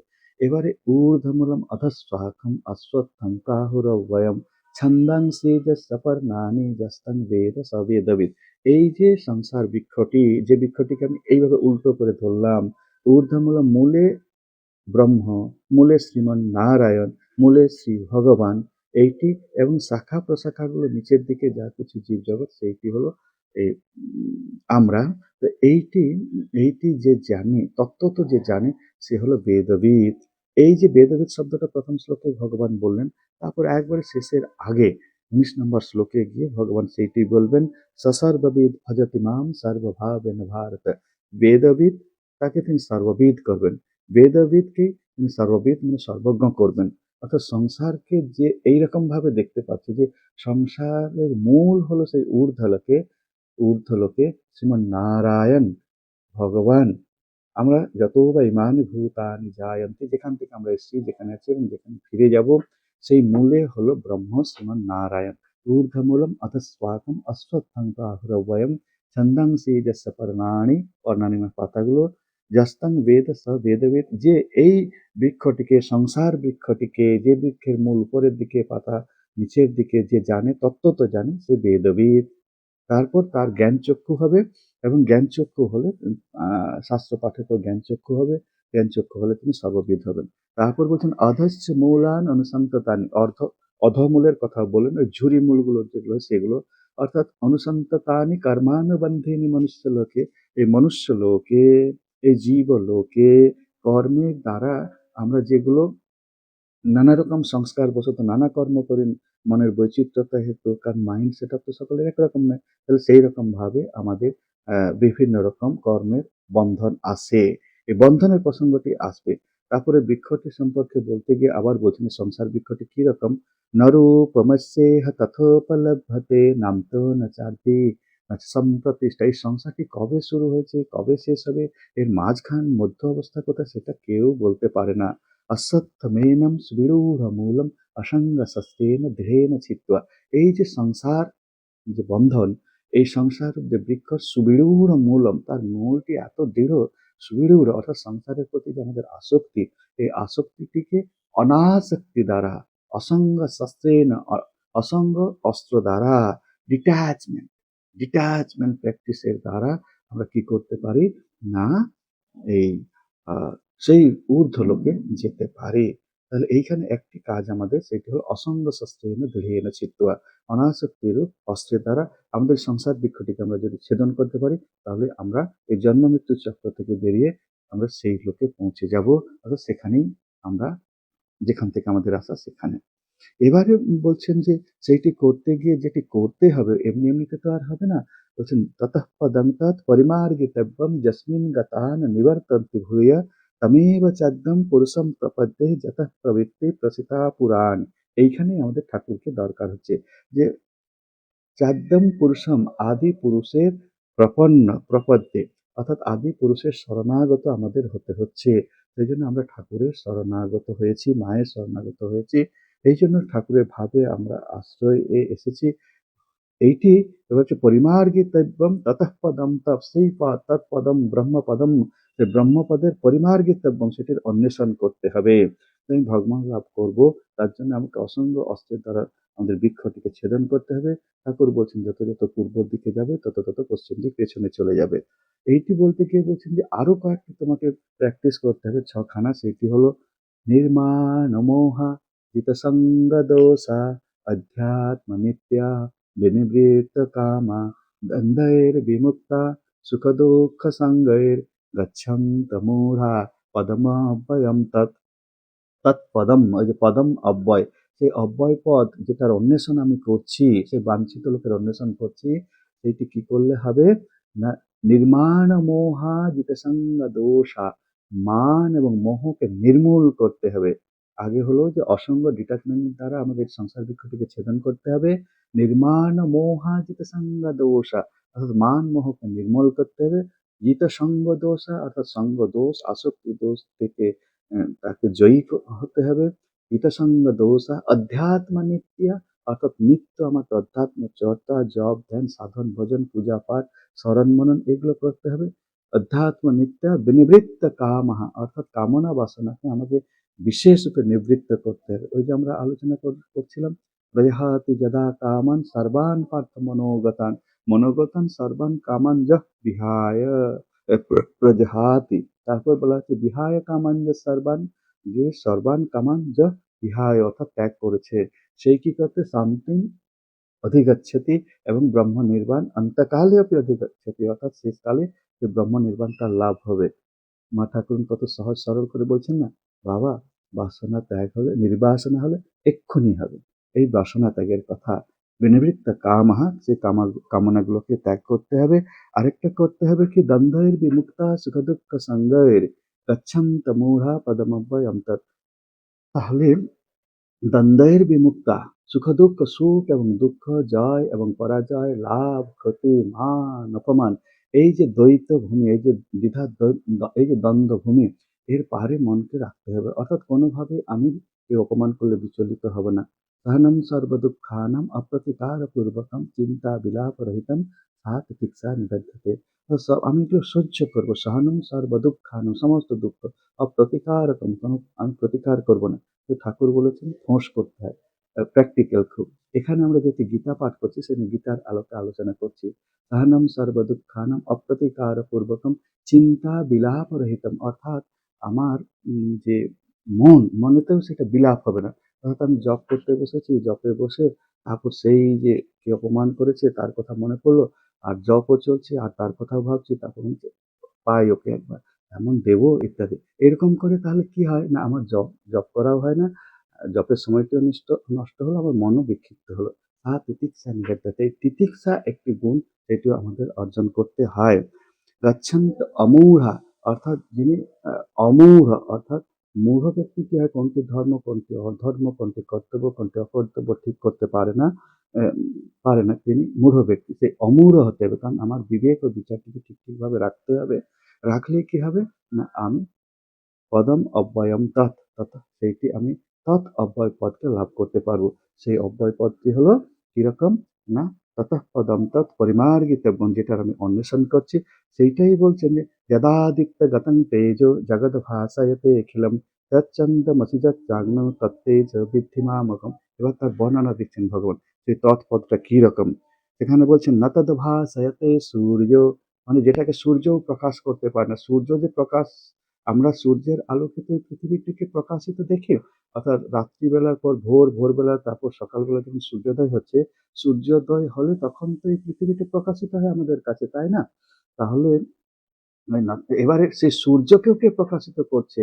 সূর্যের প্রকাশিত হওয়ার পেছনে কে, চন্দ্রের প্রকাশিত হওয়ার পেছনে কে? সেইটি ন তদ্ভাসয়তে সূর্য ন শশাঙ্ক ন পাবকঃ, এবং এই শশাঙ্ককেও, মানে শশাঙ্ক তাকে প্রকাশ করতে পারে না, সূর্যও তাকে প্রকাশ করতে পারে না।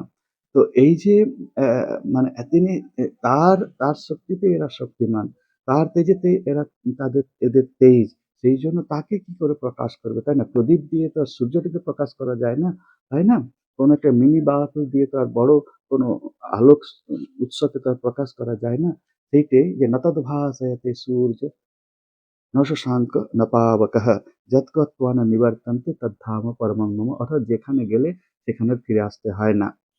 তখন বলবার পরে ওই আহ, সেই তত্ত্ব কথা বলবার সময় আরেকটি খুব ভালো কথা ভগবান বলে নিচ্ছেন, যে দেখো যে মমৈবাংশ জীবলোকে জীবভূত সনাতন, এই যে জীবভূত, তোমরা কিন্তু ছোট কিছু নও, কম কিছু নও। সেই আমার সত্তাতে তোমরাও সত্তাবান, কিন্তু তোমাদের তো প্রকাশ কম, শক্তির প্রকাশের তারতম্যের এখানে জন্য তোমাদের, তোমরা জীব, কিন্তু জীবভূত সনাতন, তোমরা আমারই অংশ, মমৈবাংশ জীবলোকে জীবভূত সনাতন। এই জীবলোকে আমরা মনুষ্যলোকের কথা পেলাম, জীবলোকের কথা পাচ্ছি, এই জীবলোকে মনুষ্যলোকে যত কিছু আছে এরা কিন্তু আমারই অংশ। অর্থাৎ এখানে একটা খুব ভালো কথা, যে মানুষকে তার মর্যাদা দিচ্ছেন ভগবান, মানুষের মর্যাদার ঘোষণা করছেন চরম সত্যের আলোকে, দ্ব্যর্থহীন ভাবে ঘোরালো ঘোষণা একেবারে। তিনি এটা মানুষকে, মানুষের চৈতন্য স্বরূপ, চৈতন্যের অংশ, এইটি তিনি বললেন। দিয়ে তিনি বলছেন যে দেখো যতন্তো জগন্নাশ্চৈন পশ্যন্তাত্মন্যবস্থিতম যতন্তোপি কৃতাত্মানো নৈনং পশ্যন্ত চেতস। যতন্ত যোগিনা, যত্নশীল যোগীগণ, পশ্যন্তি মানে আমাকে দেখতে পান, যতন্ত অপি অকৃতাত্মানো, কিন্তু অকৃত আত্মা যারা, অশুদ্ধ আত্মা, তারা তারা যত্নশীল হলেও, চেষ্টা করলেও কিন্তু আমাকে লাভ করতে পারবে না, তাদের জন্ম মৃত্যু চক্রে বারবার ফিরে আসতে হবে। এটি কঠোপনিষদে বলা হচ্ছে, না বিরত দুশ্চরিতান না শান্ত না সমাহিত, যে দুষ্কর্মগুলোতে বিরত হয়নি, না বিরত দুশ্চরিতান না শান্ত না সমাহিত, যে একটু শান্ত হবার চেষ্টা করেনি, যে একটু ধ্যান জপ ধ্যান করবার জন্য চেষ্টা করেনি, সমাহিত হবার চেষ্টা করেনি, সে কিন্তু আমাকে লাভ করতে পারবে না, ওই তদ্ধামও লাভ করা হবে না। ওই যে অহম ব্রহ্মাস্মি, সেই ব্রহ্ম প্রাপ্তি আমাদের হবে না। ব্রহ্মভূত প্রসন্নাত্মা ন শোচতি ন কাঙ্ক্ষতি, সেই জায়গায় আমাদের পৌঁছানো হবে না। পৌঁছতে গেলে প্রস্তুতি আমাদের দরকার। সেইটাই বলতে গিয়ে বলছেন যে দেখো যে যদাদিত্য গতং তেজ জগৎ ভাসয়তে কিল, এই যে আদিত্য সূর্যকে যে প্রকাশ করছে, এই যে অখিল বিশ্বকে, অখিল বিশ্ব যার দ্বারা উদ্ভাসিত হচ্ছে, প্রকাশিত হচ্ছে। চন্দ্রমসি যচ্চগ্না অগ্নৌ, অর্থাৎ এমনকি চন্দ্র, এমনকি অগ্নিও, সেইগুলো তত্তেজ বিদ্ধি মামকম, সেগুলো আমারই তেজ। এই যে এই পঞ্চদশ অধ্যায়তে এসে ভগবান পরিষ্কার করে দিচ্ছেন জগৎ কি, জীব কি, জীব জগৎ। তারপরে এবারে ভগবান আসবেন ক্ষর অক্ষর এবং সেই উত্তম পুরুষে। এবারে ভগবান বলবেন যে দেখো, যে অহং বৈশা নরো ভূত্বা প্রাণিনাং দেহমাশ্রিত প্রাণাপান সমাযুক্ত পচামন্নম চতুর্বিধম।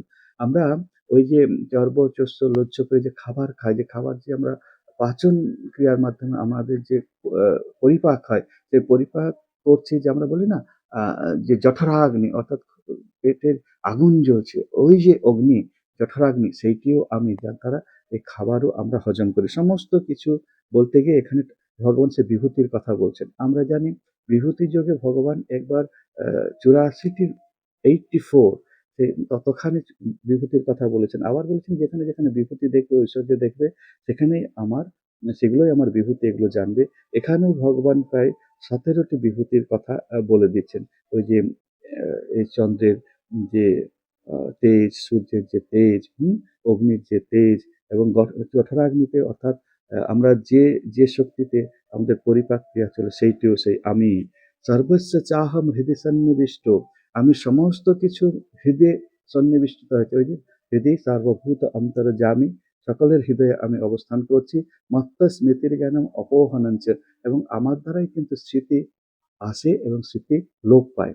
আমরা চণ্ডীতেও কি সুন্দর পেয়েছি না, এই যে নমস্তস্যৈ নমস্তস্যৈ নমস্তস্যৈ নমো নমঃ, ইয়া দেবী সর্বভূতেষু স্মৃতিরূপেণ সংস্থিতা, নমস্তস্যৈ নমস্তস্যৈ নমস্তস্যৈ নমো নমঃ। অর্থাৎ আমরা এখন গীতা পাঠ করছি, এখানে ভগবান বলছেন। আমরা যদি চণ্ডী পাঠ করি তখন সেখানে ভগবতী বলছেন, এগুলো পাবো। তাই ভগবান এবং ভগবতী, গীতা এবং চণ্ডী দুটোই আমাদের যদি পাঠ করা থাকে, তাহলে আমাদের জ্ঞানটি সম্পূর্ণ হবে। যাই হোক, এখানে বলা হচ্ছে যে সেই স্মৃতির জ্ঞান, যে স্মৃতিটি আসছে এবং স্মৃতি যাচ্ছে, সেইটিও আমি। এবং বেদশ্চ সর্বর অহমেব বেদ, বেদান্ত কৃত বেদ বিদেব চাহম, যে অহম, আমাকে এই বেদান্তকে বেদবিদ যে আমারই কথা বলেছে। এইটি আরো ভালো করে বলছেন যে দেখো, যে यस्मात् स्वरमतीतोऽहम् अक्षरादपि चोत्तमः অতোস্মি লোকে বেদেছে প্রথিত পুরুষোত্তম। এই যে লোকে, অর্থাৎ লৌকিক যে সকল কাব্য কবিতা লেখেন যারা, সাহিত্য লেখেন যারা, কবিও তো প্রান্তদর্শী। কবিরও তো একটা কল্পনায় যতদূর যেতে পারে, আমরা তো ততদূর যেতে পারি না। কল্পনায় তিনি অনেক কিছু সৃষ্টি রচনা করতে পারেন, তাই না? তো ওই কবিও তার সাহিত্যে যা রচনা করেন, যা দেন, এবং বলা হচ্ছে বেদে যা বলা হয়েছে, সেই যে বেদে, লৌকিক সাহিত্যে এবং পৌরাণিক সাহিত্যে, সমস্ত জায়গাতে ঔতস্মি পুরুষোত্তমম প্রথিত, আমাকে পুরুষ, উত্তম উত্তম পুরুষ বলে বর্ণনা করা হয়েছে। আর বলছেন যে খর পুরুষ কি, দাবিম পুরুষ লোকে খরক চাক্ষর এইবচ সরক সর্বাণি ভূতানি কূটস্থক সর উচ্চতে। আর দুটি পুরুষ আছে, খর পুরুষ আর অক্ষর পুরুষ। খর পুরুষ হলো যে এই দেহটি, এই জীব জগৎটি। অক্ষর পুরুষ হলো জীবাত্মা, কূটস্থ চৈতন্য, এবং তারপরে যেটা পরমাত্মা, পরম চৈতন্য, সেইটা হলো পুরুষোত্তম। এই জায়গাটি খুব ইম্পর্টেন্ট জায়গা।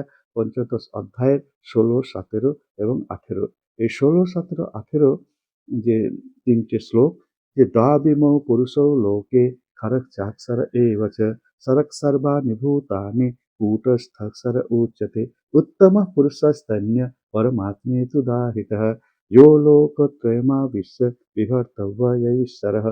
তাহলে খরপুরুষ থেকেও আমি উত্তম, অক্ষর পুরুষ থেকেও আমি উত্তম। সেই উত্তম পুরুষ, যেটি কি পরমাত্মা ইতি উদাহৃতঃ। এটা ইম্পর্টেন্ট। একেবারে 17 নম্বর শ্লোকে ভগবান বলে দিলেন যে পরমাত্মাই পুরুষোত্তম। এটি, এই যোগ অধ্যায়টির নাম পঞ্চদশ অধ্যায়, পুরুষোত্তম যোগ। এই পুরুষোত্তম শব্দটি, কে পুরুষোত্তম না পরমাত্মাই পুরুষোত্তম, এই কথাটি ভগবান পঞ্চদশ অধ্যায় 17 নম্বর শ্লোকে বলেছিলেন। এবারে বলছেন এই পুরুষোত্তম মানে খর পুরুষকেও জানলো, অক্ষর পুরুষকেও জানলো।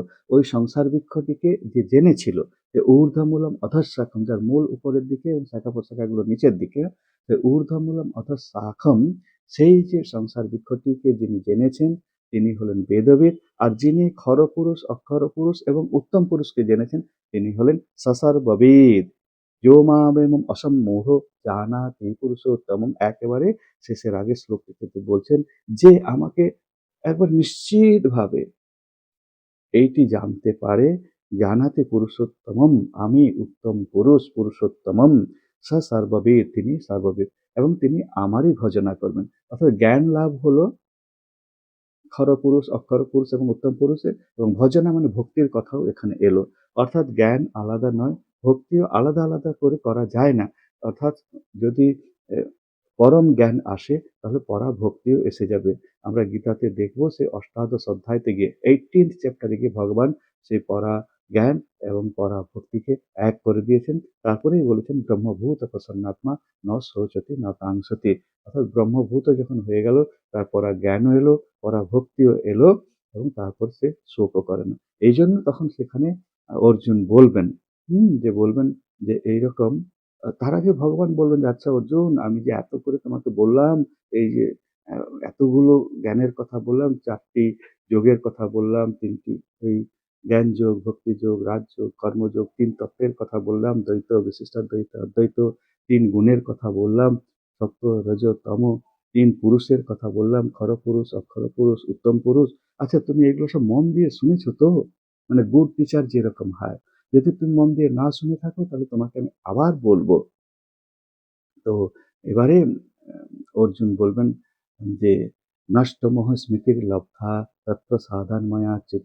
হে অচ্যুত, হে ভগবান, তোমার প্রসাদেই, তোমার কৃপাতেই আমার মোহ নষ্ট হয়ে গেছে।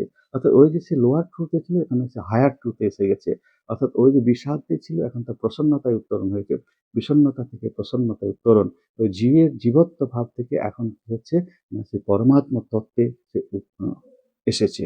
তো এই যে আমাদের প্রত্যেকে আমরা পরমার্থ, আমাদের রিয়েল নেচার, আমরা প্রত্যেকে সে পিওর কনসাসনেস, উত্তম পুরুষ, পরমাত্মা স্বরূপ, সেই জায়গায় আমাদের পৌঁছতে হবে।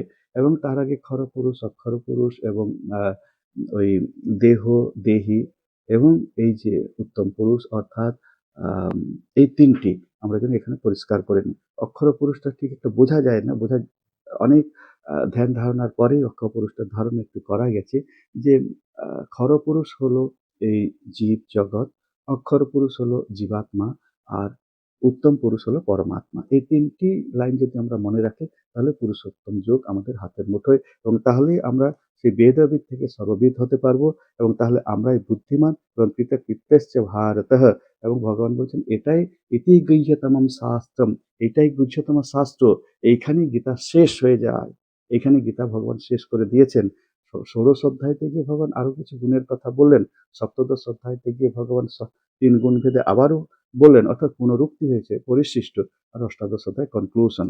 কৃতকৃত্যে আমাদের কর্তব্য কৃত করা হয়ে গেল কি না, আমরা পুরুষোত্তমকে জানলাম, ভগবানকে জানলাম।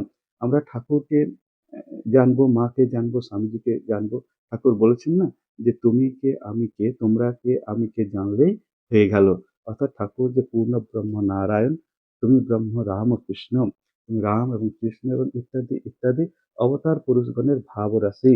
ওম স্থাপকায় চ ধর্মস্য সর্বধর্ম স্বরূপিণী। অর্থাৎ পূর্বে পূর্বে অবতার পুরুষের ভাব রাশি সমষ্টি স্বরূপ, এবং এই যে সর্বধর্ম অর্থাৎ আগের আগে যে ধর্ম, সেই ধর্মগুলো তুমি পুনঃ পুনঃ প্রতিষ্ঠা করলে, তুমি পুনরায় আবার সাধনা করলে, এই দক্ষিণেশ্বরের বিজ্ঞান যে গবেষণা, ধর্ম বিজ্ঞানের যে গবেষণাগার, সেখানে তুমি প্রত্যেকটি ধর্মকেই আবার পুনঃ প্রতিষ্ঠা করলে, পুনঃ স্থাপনা করলে। সেই জন্য ওম স্থাপকায় চ ধর্মস্য। এবং প্রত্যেক ধর্মের মানুষ এসে বুঝতে পারছে যে আপনি আমারই ধর্মের কথা বলছেন। এটি আমরা আবার সেই বিশ্বধর্ম মহাসভায় সেখানে স্বামীজিকে দেখছি, "ये यथा मां प्रपद्यन्ते तांस्तथैव भजाम्यहम्" কথাটি বলছেন। ভগবান বলছেন যে যেভাবে আমাকে ভজনা করবে তাকে সেইভাবে আমি কৃপা করে থাকি। আবার বলছেন যে রুচি নাম বৈচিত্রাদ ঋজুকোটিল নানা পথযুষাম নৃণামে কগম্যস্তমসি পয়সামর্ণব ইব। অর্থাৎ আমাদের বিভিন্ন রুচি, বিভিন্ন মানসিক গঠন থাকতে পারে, এবং সেই জন্য আমরা বিভিন্ন দেবতা বা দেবী, কারো শিব ভালো লাগে, কারো বিষ্ণু ভালো লাগে, এবং সেই রকম কারো নানা দেব দেবী ভালো লাগে। তো সেইভাবে ভালো লাগা জুসাম অর্থাৎ পছন্দ মতো দেবদেবী ইষ্ট নির্বাচন করে তারপর কি আমরা সেই रुचि नाम वैचित्र ऋजु कुटिल नाना पथ जुसाम नृणाम एक नरानाम नृणाम नरानाम एक गंतव्য একমাত্র গন্তব্য গোল হলো সেই তুমি সে পরমাত্মা। যেমন আঁকা বাঁকা পথে নদী কি হয় তাদের সেই জলধারা নিয়ে এসে সাগরে আরব সাগর হোক বা বঙ্গোপসাগর হোক সেগুলো তো ভারত মহাসাগরের সাথে কানেক্টেড, আবার সে প্রত্যেকটা মহাসাগর আবার ইন্টার কানেক্টেড, তাই না? অর্থাৎ সবগুলো সেই মহাসাগরেই পড়লো। অর্থাৎ সূর্য যখন উদিত হয় সূর্যের তাপে জলরাশি বাষ্পীভূত হয়ে সেই বাষ্প ভূখণ্ডে এলো, ভূখণ্ডে এসে আবার সেগুলো বাহিত হতে হতে তারা শীতল হয়, পাহাড়ে গা বেয়ে উঠতে থাকে, যত শীতল হয় তত ঠান্ডা হয়ে বৃষ্টিকণায় পরিণত হয়, এবং বৃষ্টিকণায় পরিণত হয়ে বৃষ্টিপাত ঘটে এবং নদী পথে আঁকা বাঁকা নদী পথে বিভিন্ন পশ্চিম বাহিনী, উত্তর বাহিনী, পূর্ব বাহিনী নানা রকম ভাবে আঁকা বাঁকা পথে তারা প্রবাহিত হয়ে সেই সাগরে তারপর মহাসাগরে মিলিত হয়। সেই মহাসাগর সচ্চিদানন্দ সাগর হলো সেই পরমাত্মা স্বরূপ, পরমাত্মা তুদাহিত উত্তম পুরুষস্তন্য তুদাহিত, সেই সেইটিকে বলা হচ্ছে উত্তম পুরুষ, পুরুষোত্তম। তাহলে আমরা যদি সংক্ষেপে আবার বলি সেটি দাঁড়ালো যে আমরা প্রথমেই যেটি বলা হয়েছে যে আজ স্বর্গীয় বৈদ্যনাথ সরকারের স্মরণে এই স্মরণ শ্রদ্ধাঞ্জলি, তিনি তার বাঞ্ছিত লোকে গমন করেছেন। আর গীতারই সেই শ্লোক জাতস্য ধ্রুব মৃত্যু ধ্রুবম জন্ম মৃতস্য, জন্মিলে মরিতে হবে, অমরকে কোথা কবে, চিরস্থির কবে নীর, হায় রে জীবন নদে। এটা সাধারণ নিয়ম, কিন্তু আমরা কেউই সাধারণ নই, কারণ আমরা অবতার পুরুষ, লেটেস্ট মোস্ট পারফেক্ট আপডেটেড ভগবানের আমরা ভাবানুরাগী, সেই জন্য আমরা প্রত্যেকেই বিশিষ্ট। এই জন্য আমাদের নিয়ম সাধারণ নিয়মের মতো নয়, আমরা সবাই সেই বাঞ্ছিত লোকে যাব, কারণ ঠাকুর বলেছেন অন্তিমে আমাকে এসে দাঁড়াতে হবে, তিনি আসবেই আসবেন। শাস্ত্রে আমরা পেলাম স্থিত্বা সামন্ত কালেপি, আবার অন্তকালে চমাদেব, এই কথাগুলো আমরা পাচ্ছি। ঠাকুর অন্তিমে এসে দাঁড়াবেন, ভগবান অন্তিমে এসে দাঁড়াবেন। আমরা সেই কথাগুলো দেখলাম যে 14 প্রেসিডেন্ট মহারাজ কিরকম সেই ভক্তের ডেথ বেডের পাশে গিয়ে দাঁড়াচ্ছেন, এবং অন্যান্য মহারাজদের কথা এবং অন্যান্য ঠাকুরের সময় মনমোহনের কথা জানি, বলরাম বসুর কথা জানি, রামচন্দ্র দত্তের কথা জানি, যে তারা প্রত্যেকে এমনকি যোগিনমা, তারপর ভৈরব, আমাদের গোলাপ মা, এই যে সকলের জীবনে আমরা দেখেছি অন্তিম কালটি কি সুন্দরভাবে তারা সেই বাঞ্ছিত লোকে যাচ্ছেন। এই জন্যই সাধুরা বলে থাকেন, প্রাচীন সাধুরা বলেন বাবা মরতে জানলি হয়, অর্থাৎ মরতে জানাটাও দরকার। মরতে জানা মানে ওই রকম মরণের মতো মরণ, অর্থাৎ আমি সেই আমার নিজের ইচ্ছা মতো লোকে আমি দমন করছি। স্বামী শারদানন্দজি মহারাজ তার লেখনীতে আমরা পাচ্ছি যে তিনি বলছেন ঠাকুর এবারে রামকৃষ্ণ লোক করেছেন, তাই আমরা নিশ্চিন্ত যে আমরা সকলে সেই রামকৃষ্ণ লোকে যাত্রা করব। মা বলছেন না ঠাকুর যে বাবা বিধির সাধ্য নয় যে আমার ছেলেকে রসাতলে ফেলে, তাই না?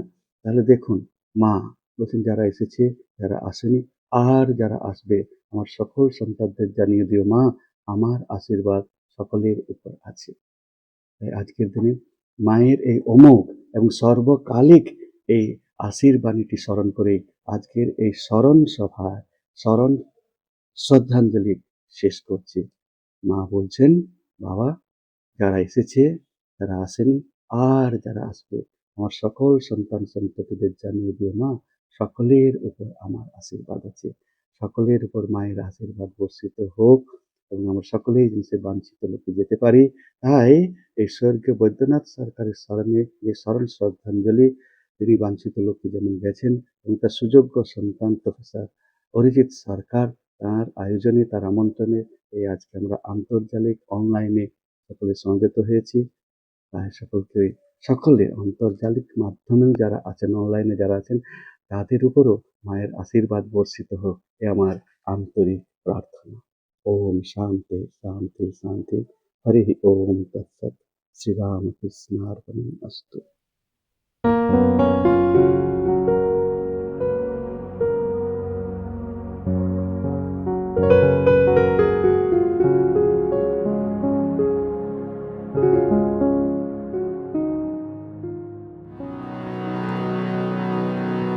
যে তৃষা জাগিলে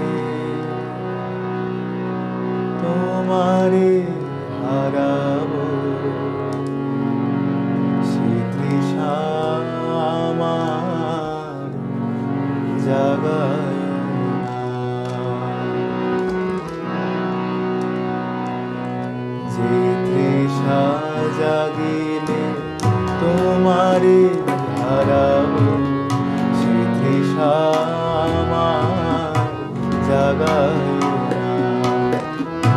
যে ভালোবাসায় তোমারে ভুলিব, যে ভালোবাসায় তোমারে ভুলিব, সে ভালোবাসায় ভুলায় না।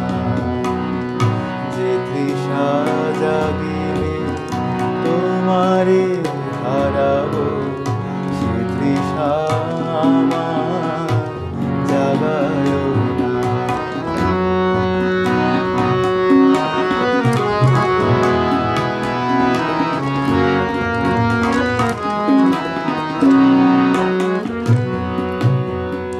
যে জ্ঞানের দীপ তোমারে লুকায়, সে জ্ঞানের দীপ জ্বালায় না।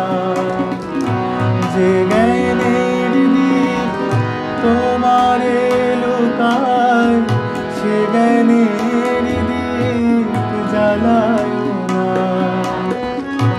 যে যাতনা পেলে তোমারে লোভিব, সে যাতনা মোর হরিও না। যে যাতনা পেলে তোমারে লোভিব, সে যাতনা মোর হরিও না।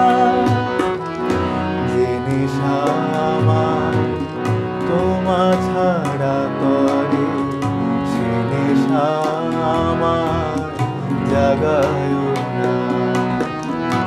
যে সুখ লোভিলে তোমারে ভুলিব, যে সুখ লোভিলে তোমারে ভুলিব, সে সুখ সাগরে ভাসায় না।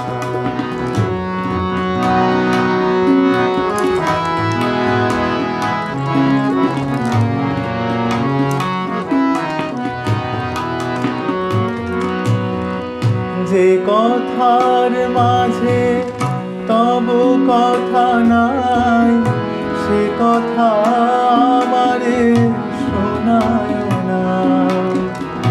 যে কথার মাঝে তব কথা নাই, সে কথা আমারে শোনায় না। যে আঁখি ঝরিলে তোমারে লোভিব, সে আঁখির ধারা মুছায় না। যে আঁখি ঝরিলে তোমারে লোভিব, সে আঁখির ধারা মুছায় না। যে তৃষা জাগিলে তোমারে হারাবো, সে তৃষা আমার জাগায় না। যে ভালোবাসায় তোমারে ভুলিব, যে ভালোবাসায় তোমারে ভুলিব, সে ভালোবাসায় ভুলায় না। যে তৃষা জাগিলে তোমারে হারাবো, সে তৃষা আমার জাগায় না। সে তৃষা আমার জাগায় না। সে তৃষা আমার জাগায় না।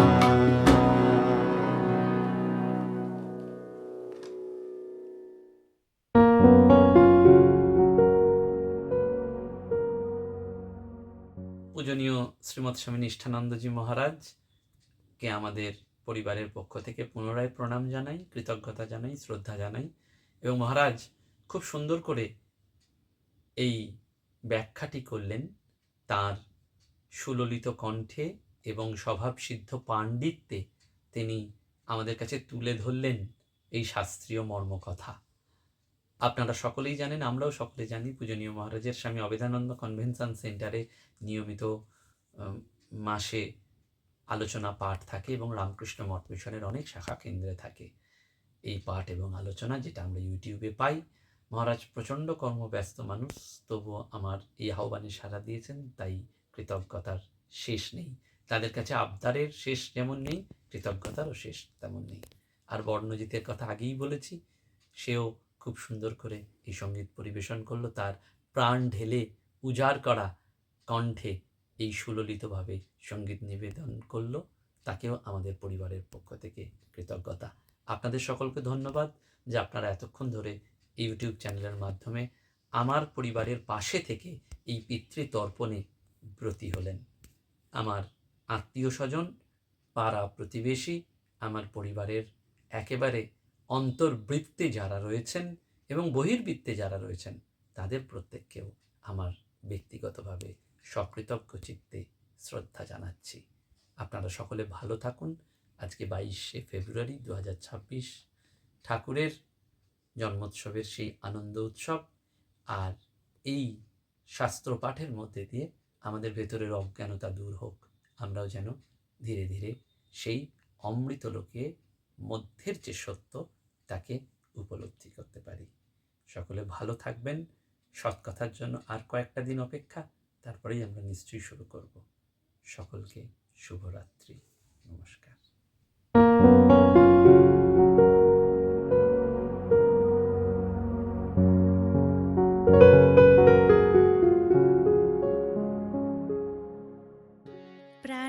प्राणाराम प्राणाराम प्राणाराम प्राणाराम प्राणाराम प्राणाराम